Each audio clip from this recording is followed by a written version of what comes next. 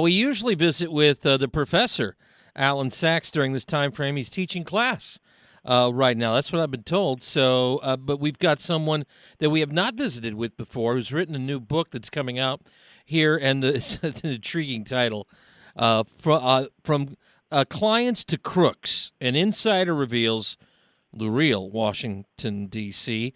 That sounds a little like swamp to me. Leslie Sorrell is our guest here, political strategist on the other end of the line. Leslie, good morning. Good morning. I appreciate you joining us. The book's out, what, in a month? Is that right? That's right. Pre-sales are going on, and then the release date is August 1. All right, so you've worked with various campaigns. You were with the Romney campaign before. You've been in and out, and you've been part of, I understand, just to give people a little taste of who you are here, you've been part of primary challenges inside parties where things get really nasty behind the scenes, don't they? That's right. No one likes you to have your fights in public. They want you to anoint one and move on. So what does that put you in terms of looking at the scene in D.C. now with President Trump? You look at what's going on with Russia. This weekend we saw CNN make a fairly large retraction on a story and a correction and have some new rules going forward on how they're going to cover Russia. Generally, they're pretty negative to the president. Fox is fairly positive. Others are kind of across the fruited plain. What do you think about what's going on right now with the coverage of the president and the interpretation of his first 190 or so days in office? Well, we're seeing that Washington is broken and that the president is struggling to learn the ways it works.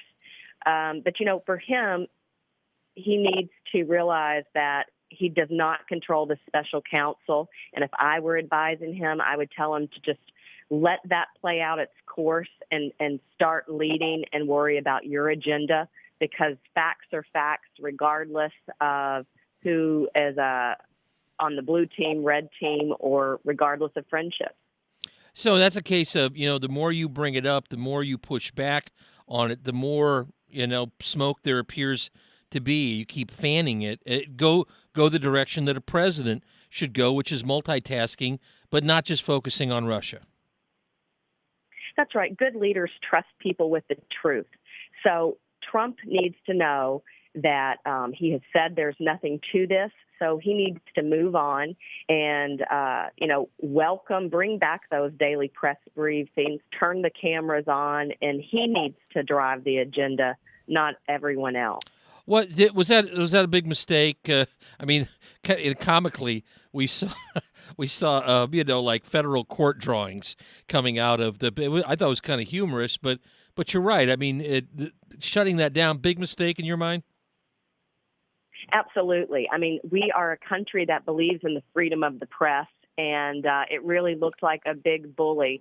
And I have to blame his advisors. That is where the president is not a Washington insider, and it did not come across well. And I think it blew up. And again, he needs to make friends with the press, because really those briefings are a time for the presidency, the White House, to drive the news story.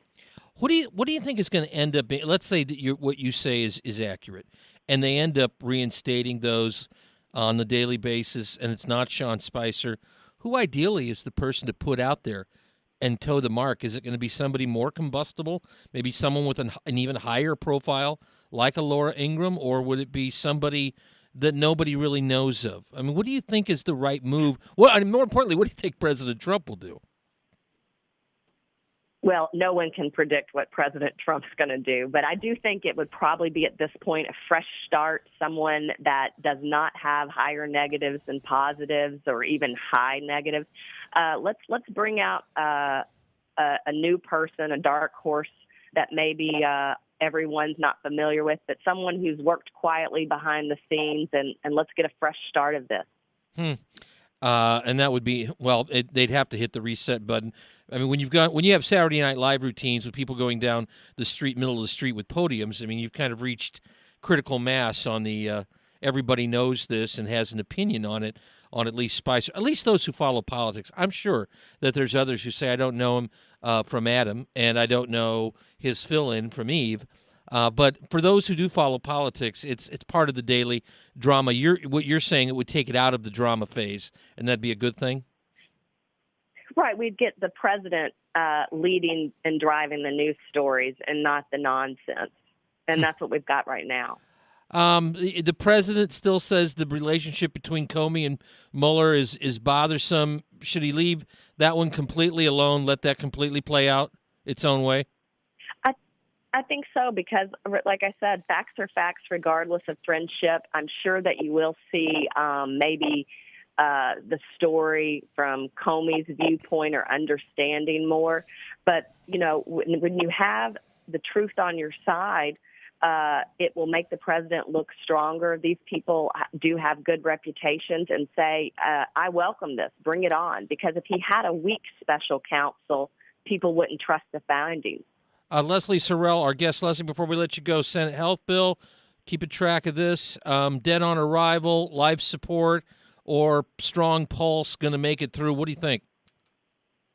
Well, it's going to be a tough week in Washington.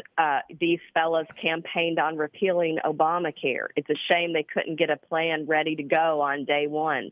But I think they're going to duke it out. I think it's going to be tough to pass, but I don't see how they can't make this work, because they've told people they're going to do it. But I'm going to tell you, looking at it right now, what I'm seeing, they're throwing a lot of money out there, and that's not always the solution, but it is in Washington. They need to get back to the goal of lowering these costs, restraining the cost, improve access and quality to health care, because that's what all Americans want. Leslie Sorrell, author of Clients to Crooks, an Insider Reveals the Real, Washington, D.C. Thanks for being here, Leslie. Thanks for having me. Leslie?